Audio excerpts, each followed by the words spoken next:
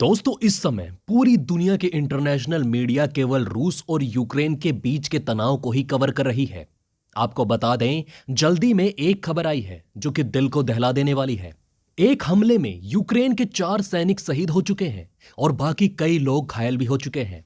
बताने वाले बता रहे हैं कि मौत की संख्या आगे भी बढ़ सकती है। दोस्तों, आपको बता दें कि इस हमले की आशंका अमेरिका ने जताई है। आपको यह भी बता दें कि बहुत से लोग इसे रूस और यूक्रेन के बीच युद्ध की शुरुआत बता रहे हैं। लेकिन बने रहिए हमारे साथ, हम आपको विस्तार से बताएंगे कि वहां असल में क्या हुआ था और अभी यूक्रेन और रूस के बीच कैसे हालात हैं। अगर आपको यह नहीं पता कि आखिर यूक्रेन और रूस के बीच क्या मामला फंसा हुआ है, तो बने रहिए इस वीडियो के अंत तक, जहां हम आपको बताएंगे कि इन दोनों देशों के बीच यह बवाल कहां से शुरू हुआ है। दोस्तों, आपको बता दें कि यह घटना द्रीपो इलाके में स्थित पिवडेमेस मिसाइल फैक्ट्री में हुई है। इस दौरान वहां से सैनिकों के लिए हथियार निकाले जा रहे हैं। पुलिस के मुताबिक मारे गए लोगों में एक फैक्ट्री के 4 कर्मचारी और एक आम नागरिक शामिल है।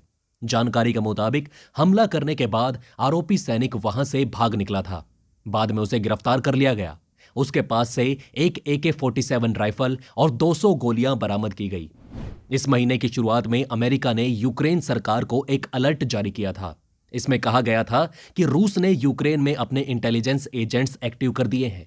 इन्हें स्थानीय तौर पर गड़बड़ी फैलाने का आदेश दिया गया है। इंडस्ट्रीज को निशाना बनाए जाने का शक भी जताया गया था। जिस फैक्ट्री में गुरुवार को गोलाबारी की घटना हुई, वहां एरोस्पेस टेक्नोलॉजी पर काम होता है और मिलिट्री के रॉकेट भी बनाए जाते हैं। यूक्रेन के लिए यह फैक्ट्री काफी अहम है। वैसे भी द्रीपो यूक्रेन की इकोनॉमी के लिहाज से काफी अहम शहर है। वहां बैलिस्टिक मिसाइल की फैक्ट्री भी मौजूद है। यूक्रेन में एक सैनिक ने मिलिट्री इक्विपमेंट्स बनाने वाली कंपनी में अंधाधुंध फायरिंग की। इसमें 5 लोगों की मौत हो गई और इतने ही घायल बताए गए हैं। घटना का कारण फिलहाल पता नहीं लग सका है। कुछ मीडिया रिपोर्ट्स के मुताबिक हमलावर को गिरफ्तार कर लिया गया है। माना जा रहा है कि इस घटना को रूस और यूक्रेन के बीच विवाद से कोई ताल्लुक नहीं है। यूक्रेन के डिप्टी होम मिनिस्टर एतेन ग्रोनसेंको ने कहा कि सबसे पहले तो हमें यह पता लगाना था कि इस घटना के पीछे आखिर मकसद क्या था। क्या इस सैनिक पर कोई मानसिक दबाव था या फिर वो निजी तौर पर तनाव में था। हमने जांच कमेटी बना दी है, वो इस मामले की जांच कर रही है। न्यूयॉर्क टाइम्स ने लोकल इनपुट्स के हवाले से बताया कि घटना गुरुवार सुबह तब हुई जब यहां का स्टाफ सैनिकों के लिए हथियार और गोलियां जारी कर रहा था। इसी दौरान सामने से एक मिलिट्री गार्ड ने फायरिंग की। 5 लोगों की मौके पर ही मौत हो गई, जबकि 5 लोग घायल हो गए। इनमें से 2 की हालत गंभीर बताई गई है। घटना के बाद पुलिस ने सर्च ऑपरेशन शुरू किया और लगातार 4 घंटे तक पीछा करने के बाद आरोपी को गिरफ्तार कर लिया गया।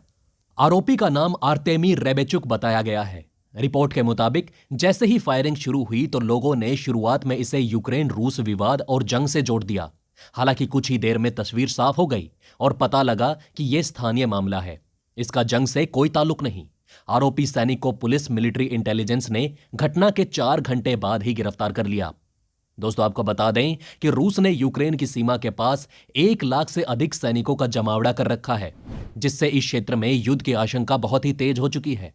रूस ने लगातार इस बात से इनकार किया है कि वो हमले की योजना नहीं बना रहा, लेकिन अमेरिका और उसके नाटो सहयोगियों का मानना है कि रूस युद्ध की ओर बढ़ रहा है और साथ ही इसके लिए तैयारी भी कर रहा है। इसी बीच अमेरिका के विदेश मंत्री एंटनी ब्लिंकन ने बुधवार को रूस से कहा कि उनका देश यूक्रेन संकट से निपटने के लिए किसी भी तरह से तैयार है। पूरे यूरोप में हाई अलर्ट जैसी स्थिति बन चुकी है। बेशक रूस और अमेरिका के अधिकारी इस संकट को टालने के लिए लगातार बैठकें कर रहे हों, लेकिन दूसरी तरफ अमेरिका कुछ ऐसे बड़े कदम भी उठा रहा है जिससे युद्ध होने की संभावना बढ़ती जा रही है। अमेरिका ने अपने राजनयिकों के परिवारों को यूक्रेन से निकलने की तैयारी भी पूरी कर ली है। स्थानीय मीडिया रिपोर्ट्स के अनुसार अमेरिका इस संबंध में जल्द ही घोषणा भी कर देगा। मामले की जानकारी रखने वाले लोगों ने इस बारे में बताया है। अगर राजनयिकों के परिवार को वापस बुलाए जाने पर सहमति बनती है तो जल्द ही अमेरिका आदेश दे सकता है।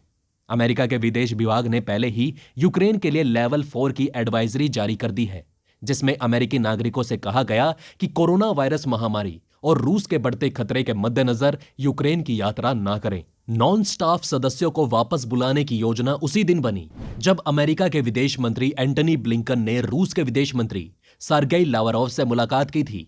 यह मुलाकात भी वर्तमान तनाव को कम करने के लिए की गई थी। युद्ध होने की आशंका को उस खबर से भी बल मिल रहा है जिसमें कहा गया कि अमेरिका ने यूक्रेन को 90 टन की घातक मदद पहुंचाई है। रूस ने सीमा पर बड़ी संख्या में सैनिकों को तैनात किया हुआ है। इस बीच अमेरिका का यूक्रेन को 90 टन की मदद भेजना एक बड़ी बात है। इससे कुछ समय पहले अमेरिका ने यूक्रेन को सैन्य मदद की मंजूरी दी थी, जिसके बाद यह पहली खेप भेजी गई जो यूक्रेन तक पहुंच चुकी है। इसमें सीमा पर तैनात सैनिकों के लिए हथियार भी शामिल है।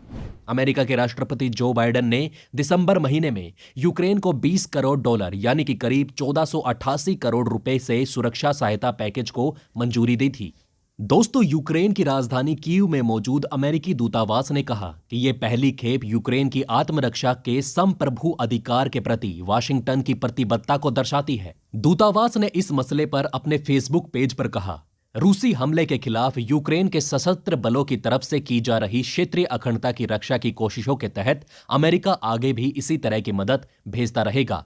यूक्रेन के रक्षा मंत्री ओलेक्सी रजनिकोव ने इस मदद के लिए अमेरिका का आभार भी जताया है। लावरोव और ब्लिंकन के हुई बातचीत के कुछ घंटों बाद ही यह मदद पहुंचाई गई। अब दोस्तों जानते हैं आखिर क्यों है इन दोनों देशों के बीच तनाव। दोस्तों, संभावित खतरे की बात करें तो यूक्रेन एक सोवियत राष्ट्र है। साल 2014 में रूस ने एक बड़ा कदम उठाते हुए यूक्रेन का हिस्सा रहे क्रीमिया पर कब्जा कर लिया था, जिसके बाद से यूक्रेन की सेना और रूस समर्थित अलगाववादियों में लड़ाई जारी है। ऐसा कहा जाता है कि इस लड़ाई में 14,000 से अधिक लोग मारे गए, जबकि 20 लाख लोगों को अपना घर तक छोड़ना पड़ा।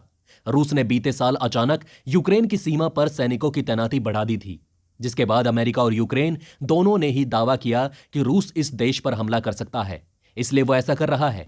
अमेरिका और यूरोप ने चेतावनी दी है कि अगर रूस इस देश पर हमला या कब्जा करता है तो उस पर कड़े प्रतिबंध लगाए जाएंगे। तो अब दोस्तों, आप हमें कमेंट करके बताइए कि क्या आपको ये बातें पहले से पता थी। अगर नहीं तो इनमें से कौन सी बात आपको सबसे ज्यादा इंटरेस्टिंग लगी।